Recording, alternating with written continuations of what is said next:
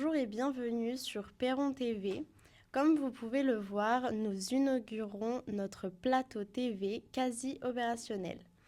Pour cette première journée de tournage, nous recevons un de ceux qui ont soutenu le projet Monsieur de Contenson. Bonjour Monsieur de Contenson, vous êtes conseiller départemental en charge de la coopération internationale avec une mission spécifique concernant les exilés ukrainiens.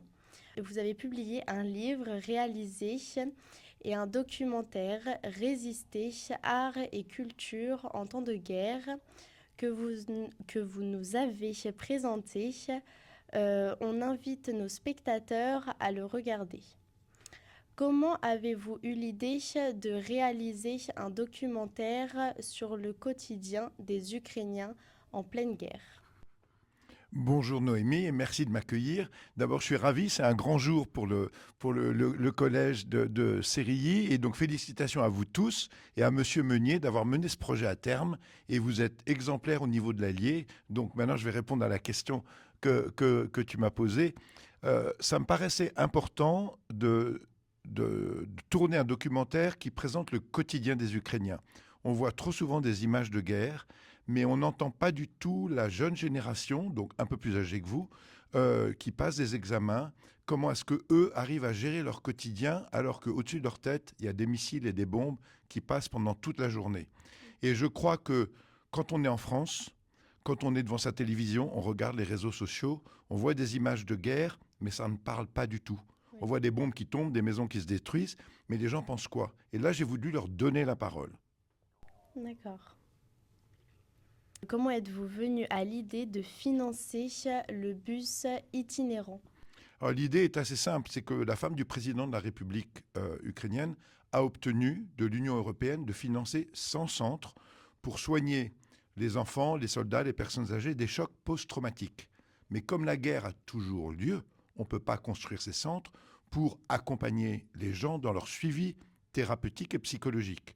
Et moi, je suis d'abord allé un premier séjour de presque 3 semaines au mois de mai 2023.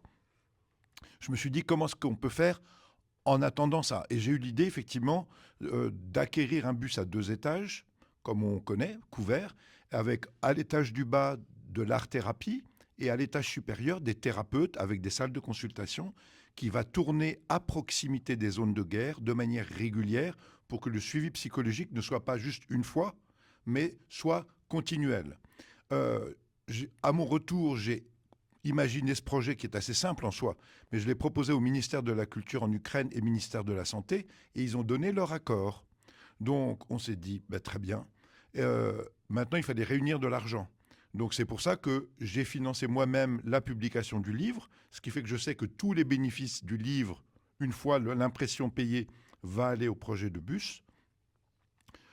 Et donc je vends le livre au bénéfice du projet de bus itinérant. Donc j'ai eu la chance déjà de pouvoir le présenter à Deauville, à Grenoble, bientôt Nevers, bientôt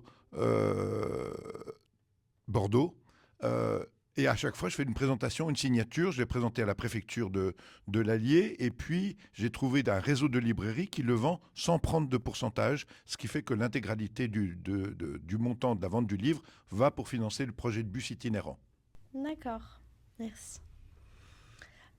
Pour un reportage, nous travaillons sur le sens de la fête.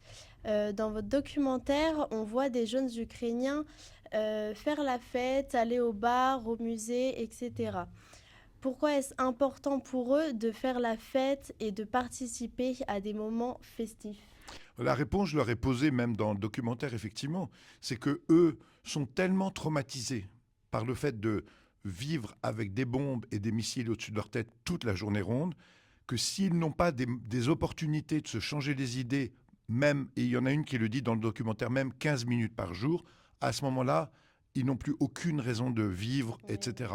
Donc quand j'étais à Kiev, effectivement, il y a des festivals, mais tout a lieu sous terre, pratiquement. Ils trouvent des lieux désaffectés, en général où on descend un peu en profondeur pour être protégé si jamais il y a un bombardement.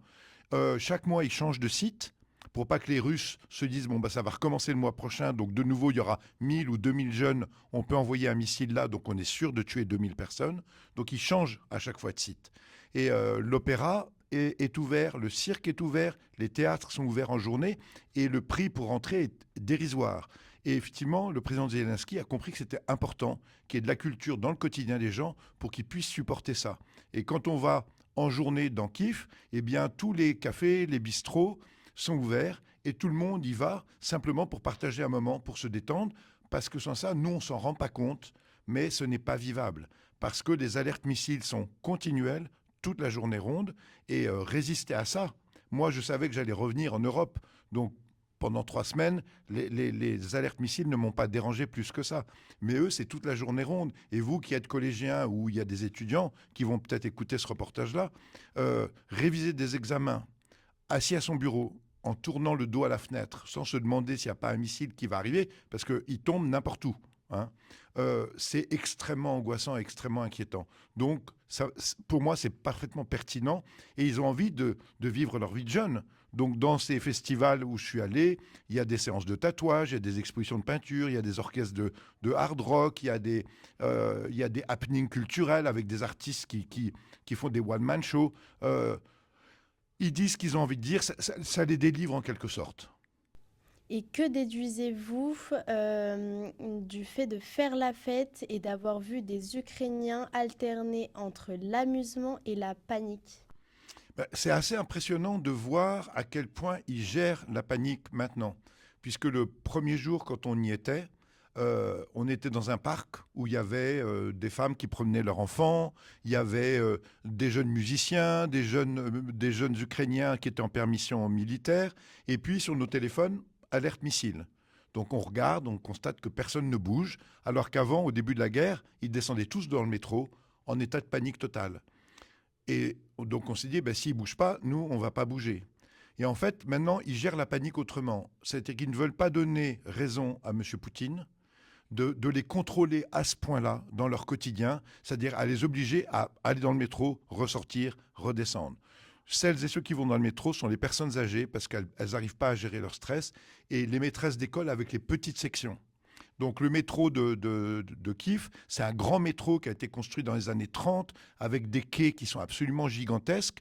Et donc là, vous avez les professeurs qui font cours pour les toutes petites sections sur les quais du métro avec les métros qui vont et qui viennent. Après, moi, ça ne m'a pas choqué qu'ils aient envie de se changer les idées. En fait, c'était surréaliste de voir, comme votre question est très bien posée, de voir ce décalage entre un moment d'amusement total. Ils boivent de la bière, ils changent les idées. Et dès qu'on sort de là, la guerre qui est là, les immeubles qui sont détruits. On ne peut que les comprendre de toutes les façons. Mais je trouvais qu'ils ont une maturité absolument incroyable de le gérer sans le montrer. Mais dès que je les interviewais pour le documentaire, très très vite, ils le géraient, mais je voyais de l'eau qui venait dans leurs yeux, ils contenaient leurs larmes, mais c'est extrêmement difficile à vivre. Oui, oui. Connaissez-vous des Ukrainiens avant de venir en aide? Alors je vais vous dire oui, parce qu'en fait au niveau du département, le président du département m'a demandé de travailler avec la préfecture au moment où les familles ukrainiennes quittaient l'Ukraine et la France se proposait de les accueillir. Donc il y a un grand nombre d'Ukrainiens qui arrivaient à Lyon, qui était en gros comme une espèce d'aéroport, si je puis dire, et Lyon les dispatchait après sur les différents départements de la région Auvergne-Rhône-Alpes. Donc moi, dès le début, j'étais confronté, puisque je servais de lien entre les municipalités qui veulent accueillir des familles ukrainiennes, les familles ukrainiennes et la préfecture. Et là, j'ai eu l'occasion d'en rencontrer. Et pour moi, à un moment donné, je me suis dit, je ne peux pas travailler avec ces gens sans chercher à comprendre ce qu'ils ont quitté. Alors ma démarche est un peu particulière, parce que ça, je l'ai fait à titre personnel.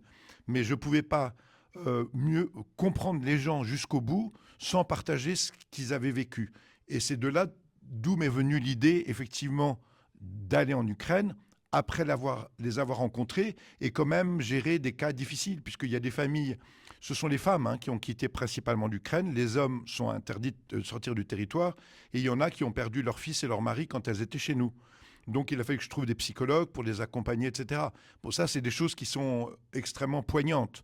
Et je ne veux pas simplement être juste un élu qui gère un dossier. Là, on parle de vie humaine et on parle de guerre. Et moi, je refuse qu'on s'habitue ou qu'on banalise ce phénomène de guerre. Donc, ça me paraissait important de montrer un exemple, de m'engager et d'aller plus loin que les limites, des limites que la vie peut m'imposer, etc. Et dire aux autres élus, aux autres personnes qui veulent s'engager, il ne faut pas avoir peur dans la vie, mais il faut aller plus loin, surtout quand on voit la souffrance de ces gens. Oui, d'accord.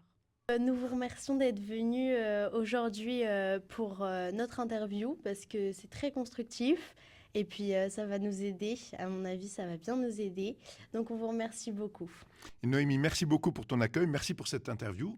Je suis ravi de faire partie de cette aventure au Collège de Sérilly et je sais combien de fois vous avez été récompensé par tous les reportages que vous avez adressés à différents concours et j'espère vivement que ce reportage qui regroupe d'autres que moi va vous permettre aussi de gagner encore une récompense parce que c'est important que l'excellence émerge de la ruralité et émerge de Sérilly parce que vous êtes exemplaire.